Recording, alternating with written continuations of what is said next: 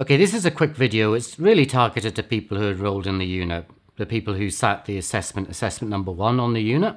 So I want to give you some general feedback. But, if you didn't do the assessment, not enrolled in the unit, you want to listen in anyway, you're more than welcome. Okay, so 4 main things that came out of assessment 1 that might help you in preparing for assessment 2 and assessment 3. This is generic feedback and at a class level. It may not apply to you, but it applies to enough students for it to be worth flagging.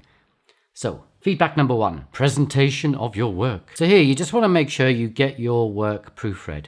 If your writing skills are a bit shaky, find someone to help you with this. Also, there's a good software out there that can help. Grammarly is particularly good. But if you can't afford that, go to Student Learning Support and see what they have on offer. I do have a video on my YouTube channel on proofreading. Basically, the issue is to try and look at your work afresh. So it's always important to proofread your work, but the key is you need to find a way of looking at your work in a new way. I describe ways you can do that in that video, and one trick that I didn't include in that video, which I'll just tell you now, is to read your work backwards. Yep, that's right. Read it backwards. Now, don't worry, the words aren't going to make sense. The sentences aren't going to make sense. But it will help you spot spelling errors and punctuation errors. Basically, it's the biggest challenge when proofreading, trying to see your work with a new pair of eyes. If you can borrow someone else's eyes, all the better. Now, the reason why presentation is important is because if your writing has errors in it, it creates a number of impressions. First, it creates the impression that it's rushed. Second, that it is unfinished. Third, that it contains factual errors, not just writing errors. And you don't want to create any of those impressions. And particularly don't want to create those impressions early on. So make sure your first sentence is really good.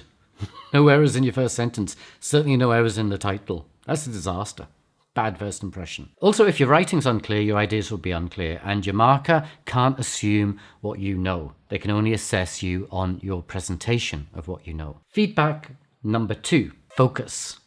Now, some of you lost focus, and in particular lost focus on the second part of the assignment, which was the most heavily weighted section in the rubric. So the key here is make sure you understand the rubric and keep an eye on the weightings in the rubric, because that will give an indication of which are the most important areas. What areas can you least afford to stuff up on?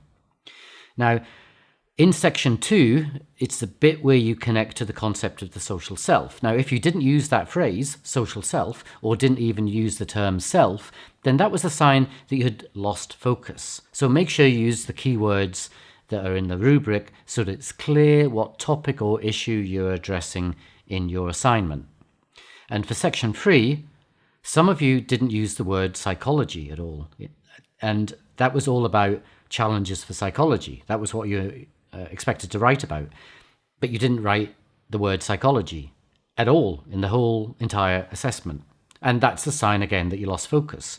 So if you're asked to say something about psychology or about the social self, you want to make sure that those words are written down somewhere in your text as a starter. Bit of feedback number 3, formatting. Now, there were no marks for formatting in this assignment, but for some of your assignments on other units, you may well find that you can get extra marks for proper formatting.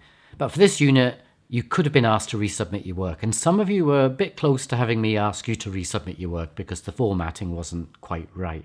That's what would typically happen if you're submitting for a publication. You'll be asked to resubmit, or worse still, they could just reject your manuscript entirely if you don't follow the specific formatting requirements for that publication. Feedback number 4, the last bit of feedback. This is a simple one, but it's so frustrating for you when you get it wrong. It's the word limit. Be careful when there is a maximum limit, because if you go over that word limit where there is a maximum that's been set, those extra words that you write don't get read. So watch out for that. Okay, I'll stop now because I sound really mean and I sound really negative. So please forgive me for that, for not, talking about the positives, because I loved reading your thoughts, but I just wanted to identify the problems so that you don't trip up over these things for assessment 2 and assessment 3. Okay, that's enough from me. Ta-da.